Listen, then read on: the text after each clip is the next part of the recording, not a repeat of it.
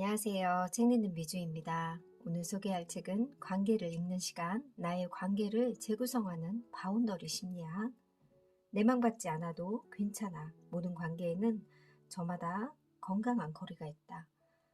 이 책은 2018년도에 나온 책인데 주변 사람들이 책 참 좋다고 저에게도 얘기해 주셔서 이 책을 저는 읽어보지 않아서 궁금해서 읽어보았는데요. 정신과 의사 선생님이 쓰신 책이라 그런지 정말 관계에 관해서 정말 책으로 잘 쓴 책이 아닐까 하는 그런 생각이 들 정도로 관계에 대해서 생각해보는 그런 시간을 가졌고요. 많은 이야기들에서 공감되는 부분들도 참 많았습니다. 문요한 선생님의 책을 저는 굿바이 게이름이라는 책을 몇 년 전에 읽었는데 그 책도 참 좋았는데 이 책 역시 참 좋았습니다. 지은이 문요한 정신과 의사이자 작가. 사람은 사람으로 태어나는 것이 아니라 일상을 통해 사람으로 되어간다고 본다. 그렇기에 사람의 변화와 발전, 가능성에 주목한다. 최근 몇 년 동안 두 가지 프로젝트에 몰두하고 있다. 자아의 관계의 균형을 찾아가는 바운더리 심리학과 몸을 통해 마음의 변화를 이끄는 신체 심리학을 연구하고 관련 프로그램을 진행한다. 지은 책으로는 굿바이 게으름을 비롯해 1000개의 문제, 하나의 해답, 스스로 살아가는 힘, 여행하는 인간 등이 있다.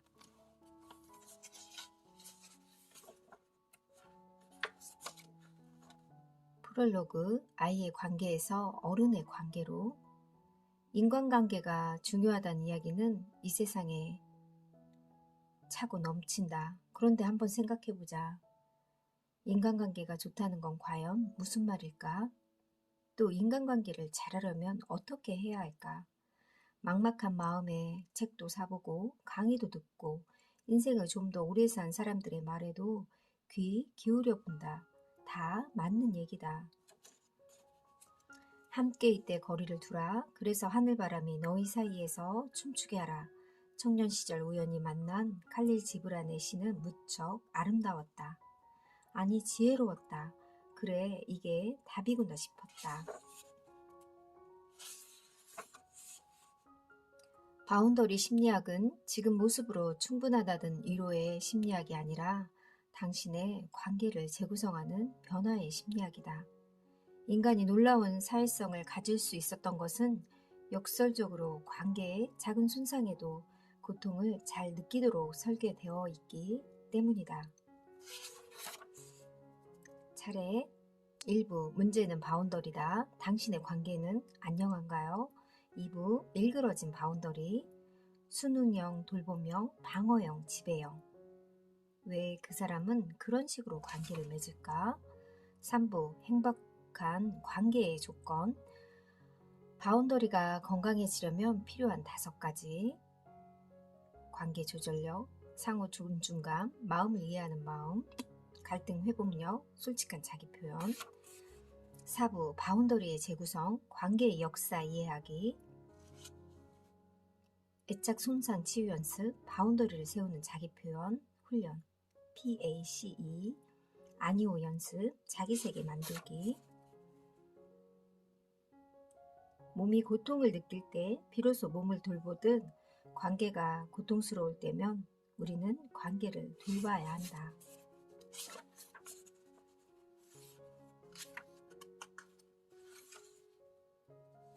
언젠가부터 착하다는 말에는 어리숙하고 자기 주장도 못하고 자기 것을 잘못 챙기고 개성이나 매력 없는 사람으로 표현하는 부정적인 의미가 덧붙여졌다.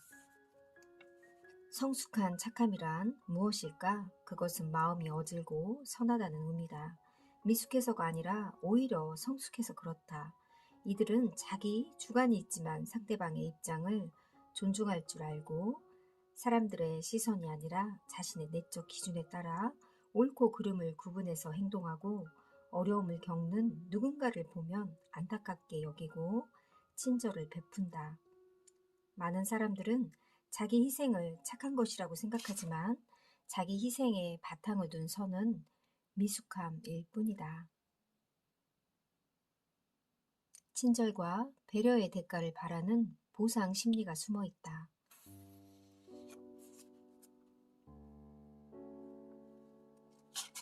그 여자가 지나치게 친절한 이유, 상대가 계속 받기만 하고 갚을 생각이 없어 보이면 이들은 결국 한계에 부딪혀 폭발한다. 왜 너는 나에게 받은 친절을 되갚지 않아 하고 일종의 빚 독촉을 한다. 상대는 당황할 수밖에 없다. 왜냐고? 먼저 빌려달라고 한 적이 없으니까. 그러니 늘 상대가 자신에게 해주는 것 이상으로 친절과 배려를 베풀고 자신이 베푼 것보다 더 적게 받으려고 한다. 착한 게 아니라 약한 거야. 냉정하게 말하면 이들의 모습은 상대를 이해하는 척 하는데 가깝다. 실제로 이들은 관계에 대한 크나큰 기대에 압도된 나머지 상대에게 온전히 집중할 수가 없다. 왜 상처는 가까운 사람이 줄까? 상대와의 거리가 가까워지면 전혀 의도하지 않았어도 상처를 주고받을 수 있다. 이것이 인간관계의 본질이다. 받았다는 사람은 많은데 준 사람은 없는 상처. 인간관계를 주제로 강의나 워크숍을 할 때면 종종 이런 질문을 던진다. 지금까지 당신에게 크게 상처를 준 사람은 누구입니까? 많은 사람들이 어렵지 않게 대답한다. 가장 많이 나오는 사람은 누구일까? 그렇다. 부모와 배우자가 압도적이다. 정신과 의사를 하면서 느낀 것은 인간은 인간에게 너무나 쉽게 상처받는 존재라는 사실이다. 누군가에 스쳐 지나가는 말 한마디와 의미 없는 행동 하나에 우리의 마음은 깊게 베이거나 구겨지곤 한다.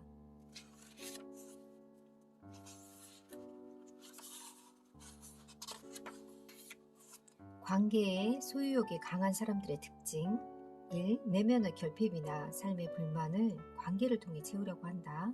2. 가까워지면 상대가 나와 다른 마음을 가진 개별적인 사람이란 사실을 잊고 만다.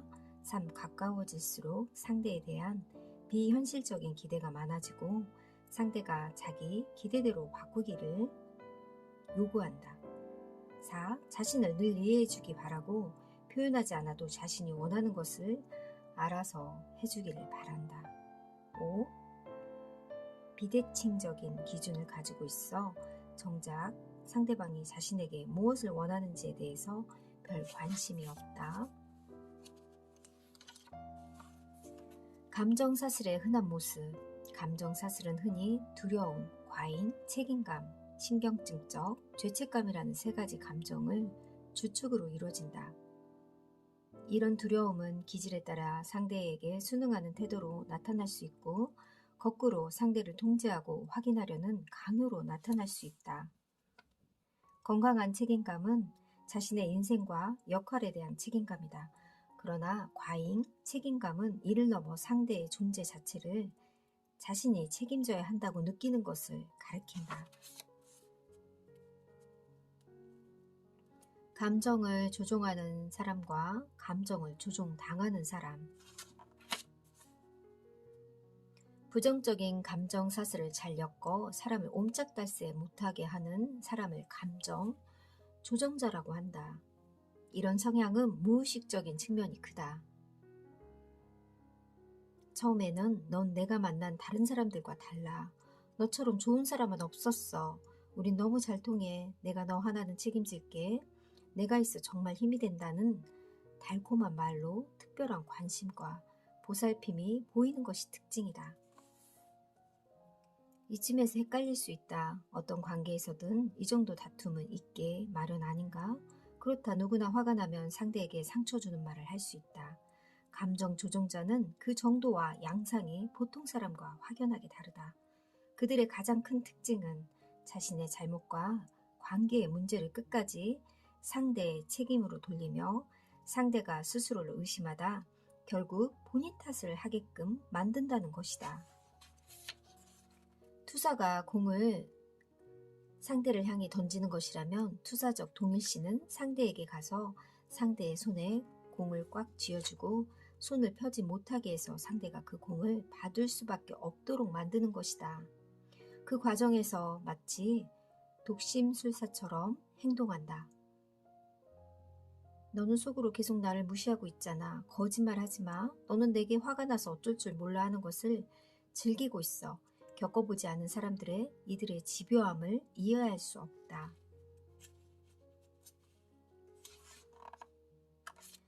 감정 조종자는 모든 사람의 감정을 조종할 수 있을까? 아무리 뛰어난 체면술사라도 모든 사람을 체면에 빠지게 하지 못한다. 쉽게 말해 자아의 바운더리가 희미한 사람들, 자기 세계가 채 발달하지 못한 사람들이다. 이들은 다른 사람의 감정이나 주장을 거르지 못하고 그대로 받아들이기 때문에 감정 조종의 대상이 된다. 더 놀라운 사실은 일부 피조종자들은 관계가 이렇게 착취적이더라도 혼자 있단 단절보다는 안도감을 느낀다는 점이다. 나쁜 관계라도 없는 것보다 낫다는 이들의 고단한 마음에서 인간이 뼛속까지 사회적 존재라는 사실이 만들어낸 그림자가 엿보인다.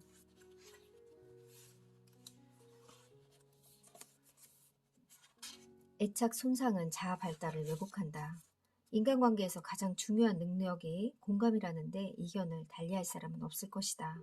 공감은 성인보다 아이에게 더욱 중요하다. 안정적 애착 형성과 자아 발달의 초석이 되기 때문이다. 애착은 복구하는 것이 훨씬 중요하다. 최근 심리학과 관련된 이야기에는 주로 애착과 자존감이 등장한다.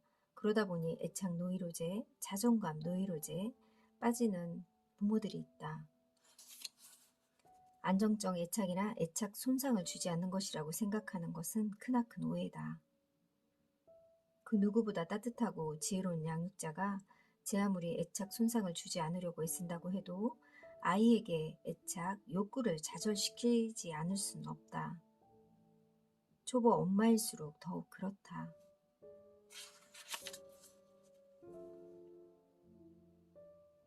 아이러니하게도 인간에게는 적절한 애착 손상이 필요하다. 애착 손상이 전혀 없는 것은 애착 손상이 심각한 것만큼 문제가 될 수 있다. 적절한 애착 욕구의 좌절은 세상을 헤쳐나갈 독립심을 주고 자아 중심에 벗어나 상호적인 관계를 맺어갈 기초가 되고 대상의 좋은 면과 안 좋은 면을 바라볼 수 있는, 통합할 수 있는 시야를 준다. 좌절은 발달의 중요한 요소다.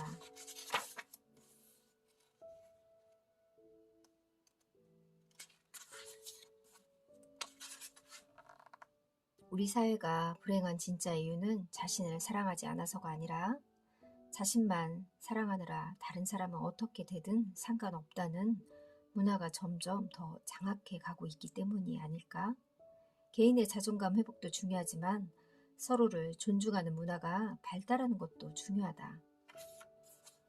인간의 사회성이 이대한 이유는 놀라운 협력을 이루면서도 개별성을 잃지 않는다는 점이다. 가장 역동적이고 창조적이고 건강한 사회는 개인과 집단의 균형을 이룬 곳이다.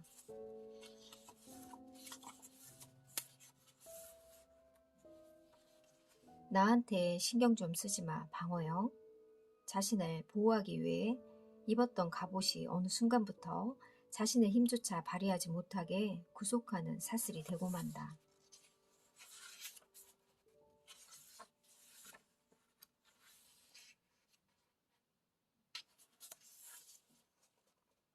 이들의 핵심 문제는 불신이다. 이들은 누군가 가까워지는 것에서 친밀함 이전에 위협감을 느낀다. 방어형이 대인관계에서 만나는 문제, 이들의 바운더리는 경직되어 있고 폐쇄적이다. 이들은 자기 안에 갇혀 있다. 다른 사람에 대한 관심이 부족하다. 자기밖에 모르는 지배형. 자아 중심성이 엄청난 이들은 자신감으로 가득해 보이지만 이 자신감은 자존감과 거리가 멀다. 이들은 의외로 작은 비판과 작은 좌절에도 심한 수치심을 느낀다.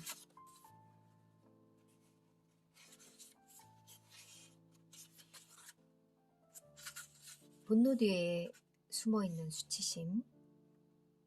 문제는 지배형의 수치심은 사람을 위축시키고 의기소침하게 만드는 것이 아니라 분노로 활활 타오르게 만든다는 사실이다.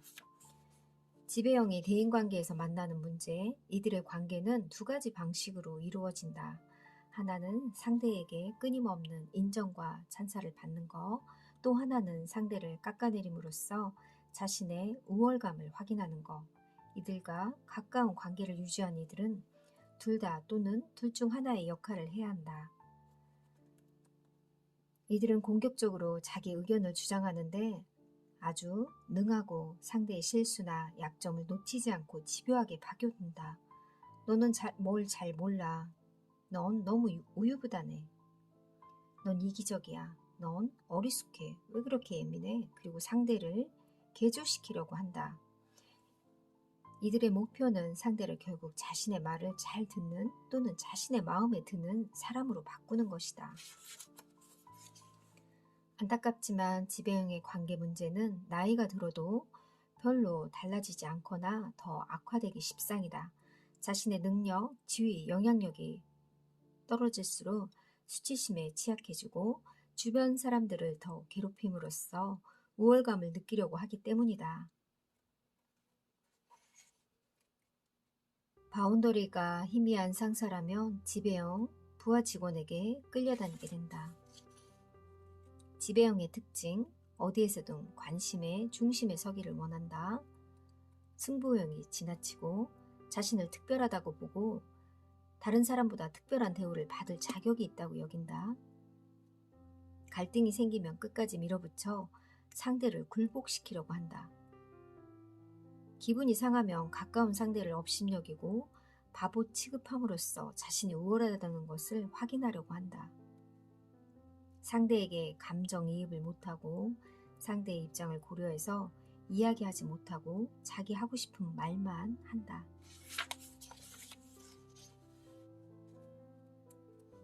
관계의 깊이를 조절하는 능력, 협력과 배신이 공존하는 사회에서 맹목적인 이타주의가 아니라 분별 있는 이타주의가 생존에 유리하다.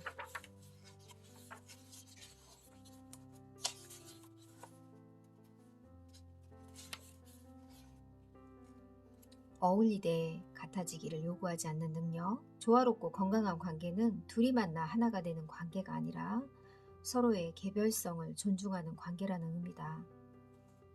갈등이 커지는 이유는 서로의 차이가 커서가 아니라 서로의 차이를 존중하는 마음이 없기 때문이다.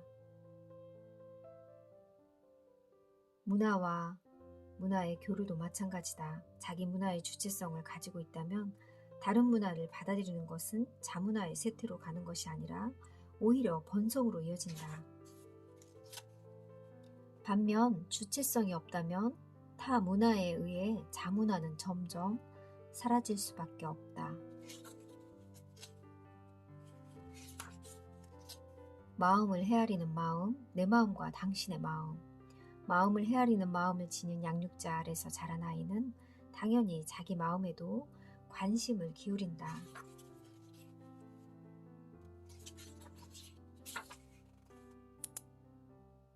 왜 힘들다는 말을 못했냐고? 과잉 공감 역시 공감의 부족만큼이나 인간관계의 문제를 일으킨다. 공감이란 단지 다른 사람의 감정과 고통을 잘 느끼는 것만을 의미하지 않는다.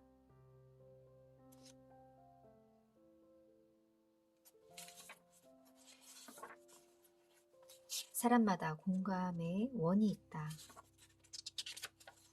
바운더리에 따른 공감 능력의 문제.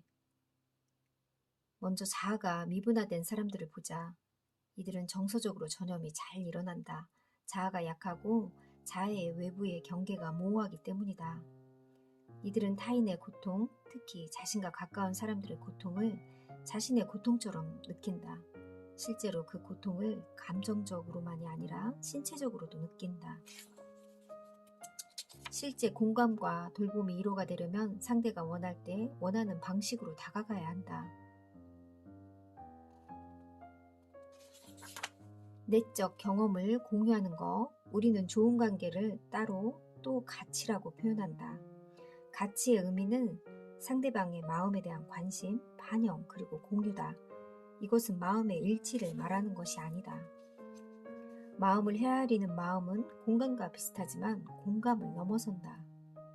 공감이 상대의 감정과 고통을 헤아리는 것이라면 마음을 헤아리는 마음은 더 나아가 상대의 흥미, 욕구, 생각, 재능, 행복, 미래, 마음 전체에 관심을 기울이고 이를 헤아리는 것이다.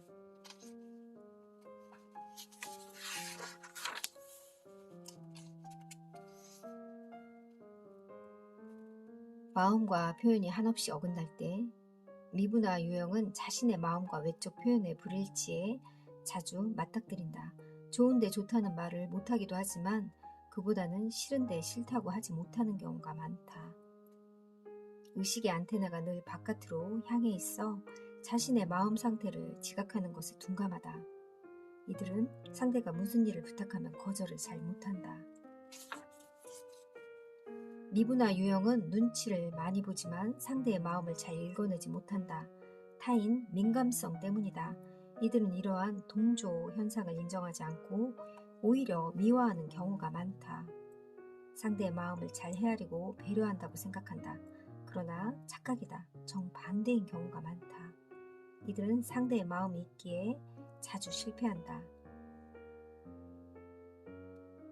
특히 순운형은 상대의 눈치를 많이 보면서 상대의 기분을 거스르지 않으려고 노력한다. 과도한 심리적 동조 현상을 낳는다. 부드러운 솔직함과 거친 솔직함.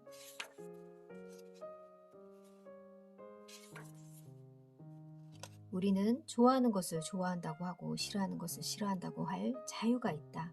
좋은 관계란 내가 무언가를 불편해하거나 내키지 않는 것에 대해 불안이나 곤란함을 느끼지 않고 이야기할 수 있는 관계. 바로 이런 관계가 정말 건강한 관계이겠죠. 나를 위로하는 능력. 한 인간의 진면목은 평소 모습이 아니라 힘들 때 드러난다. 맞아요. 자존감과 자기애 역시 마찬가지다. 평소에는 진정한 모습을 알 수 없다. 삶이 뜻대로 되지 않을 때, 누군가에게 상처받았을 때 그 고통 속에 있는 자신을 어떻게 대하느냐가 그 사람의 진짜 모습이다. 이 말에 참 공감합니다. 자기 위로 훈련 방법은 자신에게 따뜻한 미소와 따뜻한 말 한마디를 건네는 것이다. 지금의 자신에게 건네도 좋고 내면에 상처받은 아이에게 건네도 좋다. 자기 위로 훈련의 첫 번째로는 따뜻한 미소를 보내는 것이다. 눈을 감고 나를 향한 미소라는 말을 떠올려 보라. 나에게 미소를 지어보라. 어떤 느낌이 드는가? 내가 이런 시도를 하게 된 계기가 있었다. 내가 잘 안 되는 것 중에 하나가 카메라 앞에서 웃는 것이다. 인터뷰를 할 때 카메라 작가가 웃어보라고 하면 참 곤혹스러워진다. 어떻게든 웃어보려고 하지만 억지로 웃을 때가 많았다. 시간이 지나도 나아지지 않았다. 그런데 어느 날 누군가를 위해서 미소를 짓기보다 나 자신에게 미소를 짓는다고 상상해 보았다. 훨씬 잘 됐다. 그것이 계기가 되어 이후로는 때때로 나를 향해 미소 짓게 되었다. 내가 나를 향해 웃는 거, 내가 자기 친절과 자기 위로 능력을 향상시키는데 큰 힘이 되었다. 정말 자신에게 미소를 주는 연습, 그런 마음도 따뜻해지고 중심이 나한테 주의를 기울일 수 있을 것 같습니다.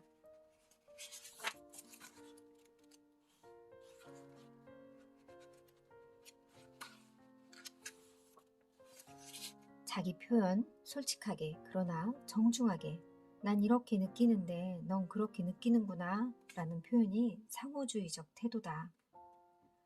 건강한 바운더리를 세우기 위해 자기 표현은 되도록 비판단적인 필요가 있다.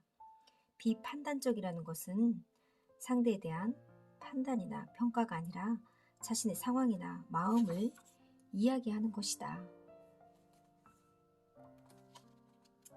원하는 것을 이야기하는 것이다. 솔직하지만 정중한 자기 표현의 핵심은 자신이 원하는 것을 이야기하는 것이다.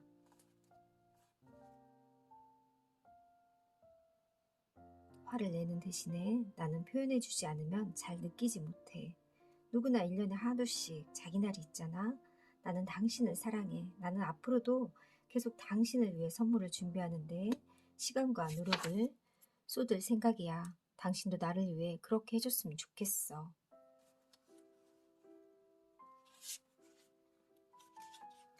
부부나 커플을 상담하다 보면 그런 걸 꼭 말해줘야 알아? 라고 어이없어 하거나 당신이 원하는 게 그거였어? 하고 놀라워할 때가 많다. 몇십 년을 같이 살았지만 실제 상대가 무엇을 좋아하고 어느 때 사랑받는다고 느끼는지 잘, 잘 모르는 부부가 태반이다.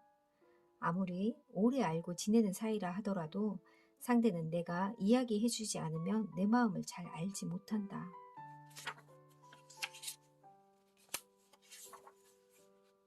아니오 연습, 결정권은 당신에게 있다. 나는 부탁할 수 있고 당신은 거절할 수 있다. 거절에 근육을 키워줄 수 있을까?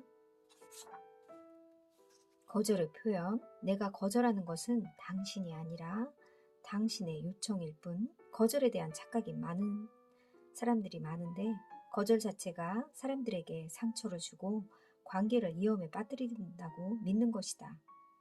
특히 가까운 사람들의 부탁일수록 그렇게 생각한다. 당신이 정중하고 부드럽게 거절할 수 있다면 거절은 상처로 이어지지 않는다. 물론 상대는 기대가 클수록 실망감도 클 수 있다. 하지만 이러한 감정은 시간이 가면 곧 회복된다.